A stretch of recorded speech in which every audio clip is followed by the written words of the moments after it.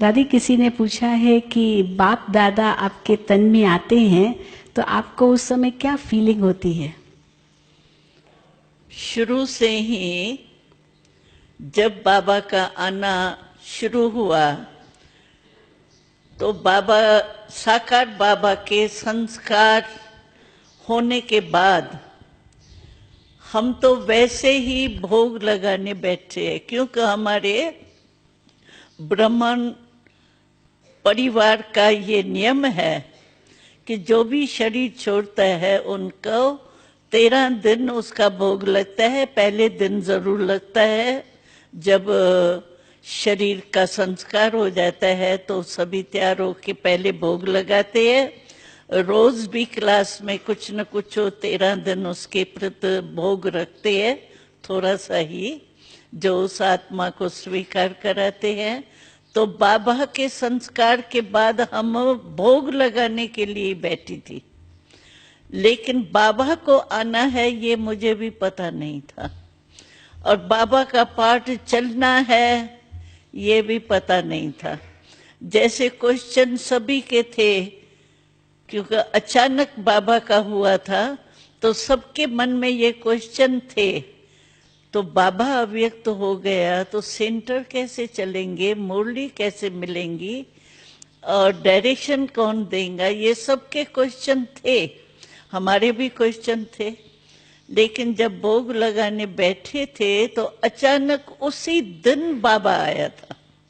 ये जो पाठ हमारा शुरू हुआ उसी दिन बाबा अचानक आया था, और उसी दिन ही मैं समझती हूँ सारे क्वेश्चंस का उत्तर दिया था। तो सभी के मन में जो दुविधाएं थी ना, क्या होगा कैसे होगा, तो वो बाबा ने सभी उत्तर देने थे, क्योंकि बच्चों के क्वेश्चन चलेंगे तो थे तो ऐसे ही ना, क्या क्यों, इसीलिए बाबा ने फौरन ही स्टॉप करने के लिए आए थे। तो पहले दिन से हमें ये अनुभव है कि जितना समय बाबा हमारे बॉडी में, शरीर में आते हैं, यूज करते हैं हमारी बॉडी, उतना समय मेरे को कुछ पता नहीं होता है। आत्मा तो मेरी यहाँ ही होती है शरीर में, क्योंकि आत्मा अगर 4-4 घंटा निकल जाए तो प्रवेश होना मुश्किल है। इसीलिए होती तो आत्मा हमारी इसी शरीर में ही है, लेकिन हमारा कॉन्शियसनेस, मैं गुलजार हूं, ये कॉन्शियसनेस जो है वो मर्ज होती है।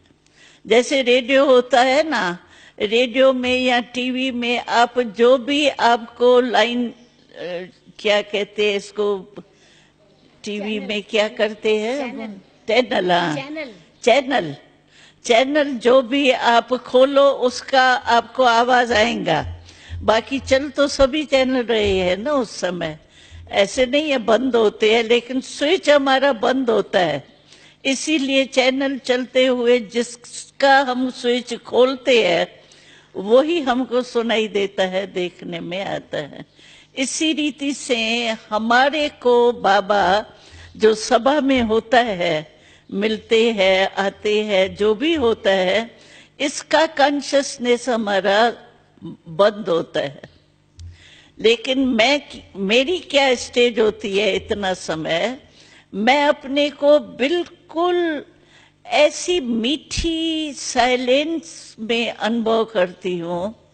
बहुत अच्छा अनुभव होता है उतना समय, एकदम जैसे डेड साइलेंस नहीं, स्वीट साइलेंस, एकदम जैसे बाबा के लव में लीन हूं या बीज रूप हूं, वो भी कुछ नहीं होता है, लेकिन एकदम स्वीट साइलेंस के स्टेज में जैसे मैं मग्न रहती हूँ।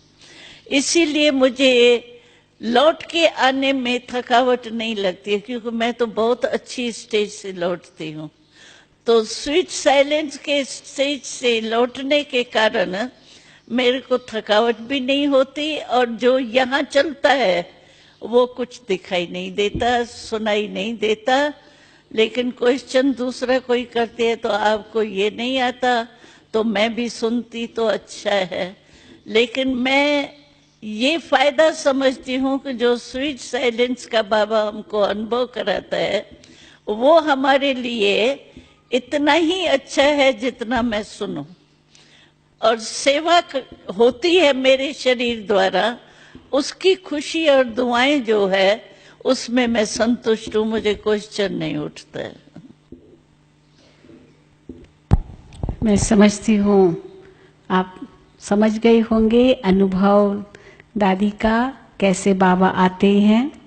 फिर दादी किसी ने पूछा है कि ब्रह्मा बाबा के अव्यक्त होने के कितने समय के बाद ये निश्चित किया गया कि आप बाबा के रथ बनेंगे? वो जब पहले बाबा आया ना, पहले तो क्वेश्चन के उत्तर ही दिए हैं मेरे ध्यान में अभी भी। वो मुरली जो आप पढ़ेंगे तो उसमें पहले तो वारी जब आया बाबा तो सबको खुश करने के लिए कोई न कोई ऐसी बात बाबा ने कही, जैसे दादियाँ हैं या जो मुख्य भाई, उनको ऐसी बात कही जिससे उनको भास ना आवे कि बाबा आया हुआ है। समझो साकार में जो बाबा ने उनको कुछ कहा होगा ना, तो पहले ही मिलने में बाबा ने उनको ऐसी कोई बातें बताई कही, समझो मुलाकात करता है तो जो बाबा उनको विशेष वो टाइटल दे के बोलता है, उसी ही रूप से बाबा ने उनसे मुलाकात की। तो सभी के अंदर ये वायुमंडल हो गया, बाबा आया बाबा आया बाबा आया। नहीं तो नई बात थी ना, बाबा कहाँ से आएगा, चला गया। तो इसीलिए बाबा ने पहले मुरली में तो क्वेश्चंस के उत्तर दिए हैं, लेकिन डायरेक्शन दिया था। तो ये बाबा मिलता रहेगा, बाबा आता रहेगा। और बाबा फिर दूसरे तीसरे वारी भी आया तो उसमें बाबा ने दादी और दीदी को मुकर्रर किया, निश्चित किया सभी सभा के आगे, तो ये आप के निमित्त बनेंगी। और संदेशी का पाठ जो है वो एक ही रथ द्वारा चलेगा। बाबा ने अनाउंस किया था, बस एक दो मुरली के बाद ही किया था। तो एक दो मुरली के बाद फिर किसने, दादी जी ने डिसाइड किया कि आप ही रथ रहेंगे? बाबा ने कहा ना, तो एक ही रथ द्वारा हो तो दादी दीदी से पूछा होगा भाई आप को यही राय पसंद है, तो उन्होंने कहा एक ही हो तो ठीक है, तो बस वो चल पड़ा।